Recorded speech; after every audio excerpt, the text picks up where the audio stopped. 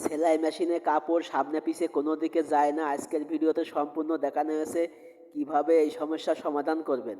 তো ভিডিওটা সম্পূর্ণ দেখবেন, তাহলে কিন্তু এই কাজ আপনারা নিজেরাই করতে পারবেন। তো দেখতে থাকুন ভিডিওটা।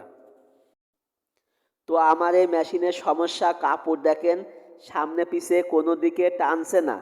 তো এই সমস্যা হলে কিভাবে সমাধান করতে হবে, তো আমি দেখেন মিটারের চাবি একেবারে নিচে নামিয়ে রাখছি, তারপরেও কিন্তু কাপড় আমাদের সামনে যাচ্ছে না। তো আমরা যদি মিটারের চাবি উপরে দিই তাহলে কিন্তু কাপড় আমার পিছনের দিকে আসার কথা, তাও কিন্তু আসছে না।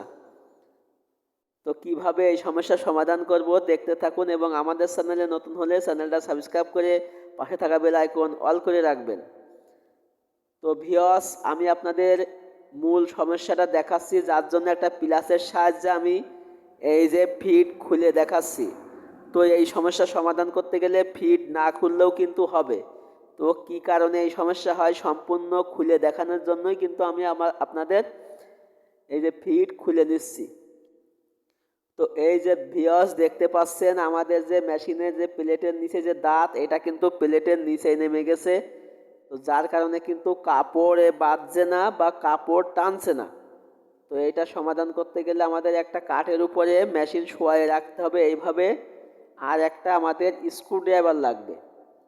তো এই যে ভিউয়ার্স দেখতে পাচ্ছেন স্ক্রুড্রাইভার, এই যে একটা রড, এই রডের মাথায় যে আমাদের দাঁতের গোডলা, এটাকে বলা হয় দাঁতের গোডলা। এর এই যে নাট, এই নাটটা লুজ দেব আমরা। এই নাট লুজ দিয়ে যদি এটা নিচের দিকে দিই, তাহলে ঠাসা দিই, তাহলে দাঁত উঁচু হবে। আর যদি আমরা উপরের দিকে টান দিই তাহলে কিন্তু দাঁত নিচু হবে। তো এই যে দেখেন আমরা নিচের দিকে ঠাসা দিচ্ছি, এখন কিন্তু আমাদের দাঁত উঁচু হয়েছে। এই যে দেখেন আমাদের এই দাঁত কিন্তু অনেক উঁচু হয়ে গেছে। এখন কিন্তু আমাদের কাপড় সামনে পিছে সব দিকে যাবে। তো আমি আপনাদের আবারও দেখাচ্ছি কিভাবে এটা সমাধান করবেন, উঁচু নিচু করবেন। এই যে দেখতে পাচ্ছেন, এটা যদি আমরা উপরের দিকে টান দিই তাহলে কিন্তু দাঁত নিচু হবে, আর যদি নিচের দিকে ঠেসা দিই দাঁত কিন্তু উঁচু হবে। তো এটা আমরা পরিমাণ মতো রেখে এই নাট আমরা ভালোভাবে টাইট দিয়ে দেব। টাইট দেওয়ার পরে আমরা এখন কিন্তু ফিট লাগিয়ে দেব। তো মেশিনের যে ফিট, এইটা যদি আমরা এখন লাগিয়ে দিই তাহলে কিন্তু অবশ্যই আমাদের এই সেলাই বা কাপড় সামনে পিছে সব দিকে যাবে। তো দেখেন আমি এখন এই যে ফিট নামাই দিচ্ছি, ফিটটা লাগাই দিচ্ছি, দিয়ে নাট আবার টাইট দিয়ে দিচ্ছি। তো ফিট কিন্তু না খুলেও আপনারা এই সমস্যা সমাধান করতে পারবেন। শুধু আপনাদের বোঝানোর জন্য কিন্তু আমি এই যে ফিট খুলে নিলাম। তো ভিডিও লাস্ট পর্যন্ত দেখুন। লাস্টে আমি আরও একটি বিষয় দেখিয়ে দেব, যেটাতে আপনারা মেশিনের আরও কিছু সমস্যার সমাধান করতে পারবেন। তো ভিউয়ার্স, আমাদের চ্যানেলে নতুন দর্শক হয়ে থাকলে অবশ্যই আমাদের চ্যানেলটা সাবস্ক্রাইব করে পাশে থাকা বেল আইকন অল করে রাখবেন, এই ধরনের নিত্য নতুন ভিডিও সবসময় সবার আগে পাওয়ার জন্য। তো আমি দেখেন এখন আমি আবারও কিন্তু কাপড় সেলাই করে আপনাদের দেখাবো যে সামনে পিছে কাপড় আমার যাচ্ছে কিনা।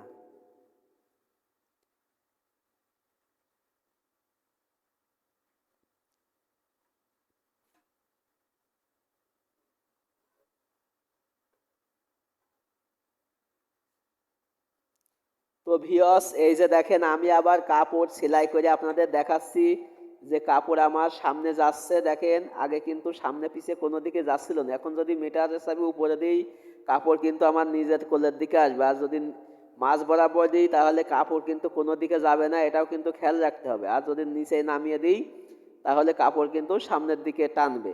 ধন্যবাদ সবাইকে, আল্লাহ হাফেজ।